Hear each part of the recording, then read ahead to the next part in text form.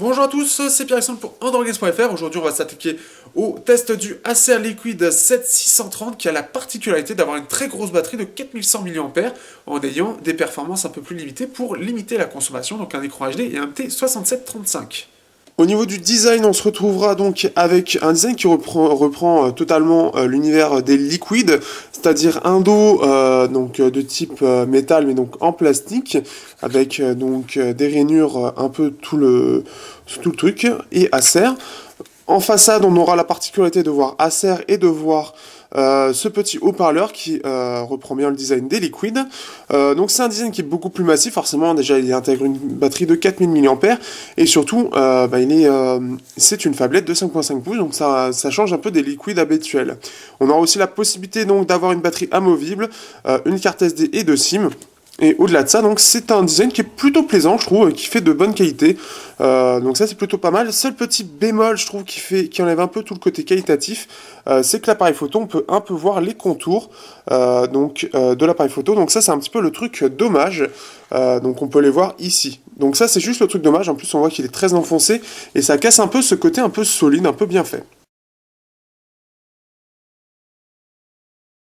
Côté surcouche, on se retrouvera avec Android 5.1.1 avec des petites ajouts de chez Acer, donc une surcouche qui est très agréable à utiliser, notamment parce qu'elle est extrêmement fluide et que les petites choses qu'elle propose ne sont pas obligatoires. Ce sont des petits ajouts qui peuvent être plus ou moins intéressants. Vous avez la possibilité d'utiliser le cloud pour vos musiques, vos fichiers, vos photos. Vous avez des petites choses comme ça. Vous avez la possibilité, en fait, la grande particularité de la surcouche Acer, c'est surtout d'avoir des petites choses flottantes, des applications flottantes, donc que ce soit pour les appels, les notes, la navigation internet, la calculatrice ou d'autres choses encore. Il y a quand même quelques petites choses qu'on perd face à Android pur et ça c'est un petit peu dommage. Des bonnes idées ont été enlevées. Mais au-delà de ça, c'est une bonne surcouche qui est très bien optimisée. Au niveau des benchmarks, on se retrouve avec un score de 26 257 points, donc un score qui est bien sûr au-deçà de tout ce qu'on peut voir actuellement sur le marché des hauts de gamme, mais on est dans la bonne moyenne, donc on est face au S410, donc par exemple au Motorola Moto G 2015, donc la troisième génération, donc c'est des scores qui restent encore corrects, même si il y a certains qui arrivent à faire mieux que ça. Donc on a un MT6735 à 1,3 GHz, avec un Mali T720 MP2 dans la partie graphique et 2 Go de RAM et 11 Go au total dans la partie mémoire. Donc ce qui fait qu'on a des résultats tout à fait convenables dans cette gamme de prix, même si certains concurrents font mieux. L'autonomie, c'est le gros point fort de ce téléphone puisqu'il embarque une batterie de 4100 mAh mais avec un écran HD donc un MT6735, un 4 cœurs. Donc ce qui fait qu'on a une autonomie qui est absolument excellente pour avoir fait une journée normale avec du Bluetooth, avec Wi-Fi, 4G, même juste de la 4G. Avec juste de la 4G, on se retrouve avec une autonomie de 8 heures. 8 heures en 4G, écran allumé. Donc c'est-à-dire qu'en gros, on fait 2 fois plus que la plupart des téléphones qu'il y a sur le marché. Donc c'est un excellent score.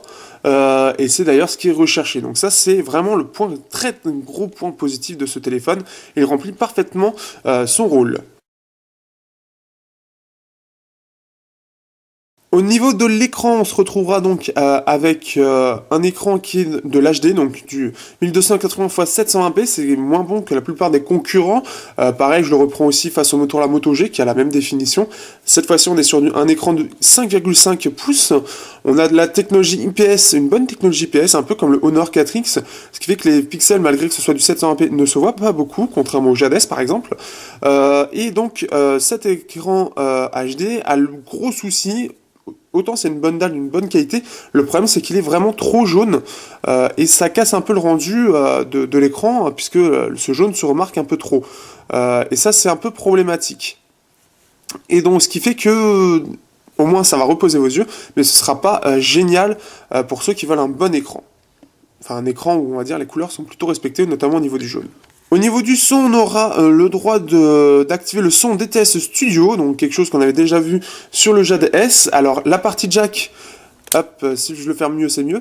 La partie jack est plutôt bonne, elle est potable, elle est sans être excellente. Le problème du DTS, c'est que il est censé améliorer le son, mais c'est tout à fait le contraire qui se passe. Il perturbe le son, il le distord complètement et c'est pas du tout agréable, donc vous pouvez vous en passer. Cela ne sert strictement à rien. Prenez un autre égaliseur qui est sur le marché, mais n'utilisez surtout pas le DTS. Pareil pour le haut-parleur, qui a un son plutôt correct, quoique un peu faible, mais le DTS, pareil, aura tendance à perturber la qualité du son, qui est potable dans l'ensemble, mais là, ça va le perturber complètement, on aura quelque chose qui sera pas bon du tout. Donc c'est le problème, et il faudrait que Acer puisse s'en séparer, puisqu'il n'apporte strictement rien, à part la partie commerciale. Niveau appareil photo, on aura la possibilité d'avoir quelques mugs pour améliorer la partie photo. Donc on a un appareil photo de 8 mégapixels donc à l'avant et donc soit en 16 soit en 4 tiers. À l'arrière on a du 2 mégapixels, donc un appareil photo qui reste tout à fait convenable. On restera sur quelque chose de potable pour Facebook, etc. Mais par contre, pour des très bonnes photos, il faudra s'en passer. Les détails et les colorimétries ne sont pas vraiment au top. Pour exemple, on a ceci qui permet de voir. Donc, on a quelque chose qui reste potable. On a quand même une certaine qualité, mais néanmoins, on est en deçà de la plupart des concurrents du marché à ce prix. Cela restera moins potable. En termes de vidéo, on pourra faire du Full HD qui est plutôt correct. Et on aura même droit à un stabilisateur vidéo. Au niveau des jeux, alors on est sur un Mali T720 MP2 à 700 MHz, donc on est sur quelque chose qui est potable, on va être sur vraiment le minimum en termes de graphisme, mais néanmoins il se débrouille plutôt bien et on aura une certaine fluidité dans les images. Donc c'est quelque chose de normal aujourd'hui, puisque la plupart du jeu essaie d'être le plus fluide avec un maximum d'appareils, mais néanmoins par exemple dans Hitman Sniper, quand on regardera la map dans l'ensemble, on aura une certaine chute dans les FPS, c'est ce qui fait que ce sera pas hyper fluide. Mais néanmoins, donc la plupart des jeux passeront, et surtout les petits jeux passeront sans problème. Donc pour ceux qui veulent faire des petits jeux, cela conviendra parfaitement. Ceux qui veulent des gros jeux avec les graphismes maximum, bien entendu, seront forcément déçus, puisque ce n'est pas sur la puissance que le Acer joue ses cartes. Au final, que peut-on penser de ce téléphone? Eh bien, c'est un téléphone qui remplit parfaitement son rôle de téléphone autonome en 5.5 pouces. Sa batterie de 4800 mAh le démarque des autres, puisque justement, il permet d'avoir une très grosse autonomie, notamment donc près de 8 heures en 4G, 3G, 4G. Donc c'est un très bon téléphone là-dessus. Néanmoins, il pêche plus au niveau de la puissance et surtout au niveau de l'écran, qui aurait pu être mieux et qui aurait permis de rééquilibrer un petit peu au niveau de la note, puisque l'écran a tendance à être un petit peu trop jaune, et ça se remarque un peu trop rapidement, dès le démarrage en fait, et ça c'est un peu dommage. Malheureusement aucun réglage permet de régler ça, mais néanmoins il est à peu près moyen partout, moyen à bon. L'expérience utilisateur est excellente, puisqu'on n'aura pas à subir de lag ou de RAM, puisqu'il a 2 Go de RAM et le processeur est quand même performant. Donc c'est un appareil, voilà, si vous cherchez quelque chose qui soit performant pour les réseaux sociaux et pour faire du multitâche, il jouera parfaitement son rôle, et le tout dans une autonomie tout à fait très bonne en tout cas, et c'est là-dessus que se joue ce téléphone. Face au Moto G, il aura l'avantage d'être plus autonome et tout en ayant une puissance équivalente, le tout dans un écran plus grand.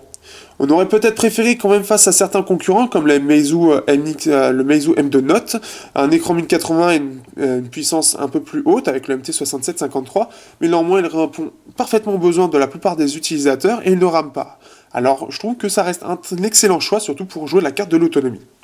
Donc si vous cherchez un téléphone à moins de 200 € qui soit très autonome avec une très bonne qualité dans l'ensemble, eh bien vous pouvez prendre ce Acer. Sur ce, à bientôt sur androidgames.fr pour un prochain test. Si vous aimez ce que nous faisons, n'hésitez pas à les partager sur les réseaux sociaux, liker nos publications, commenter aussi sur nos vidéos ou nos différents articles, partagez aussi vos impressions, nous serons très heureux de les recevoir. Sur ce, à bientôt pour de prochains tests sur androidgames.fr.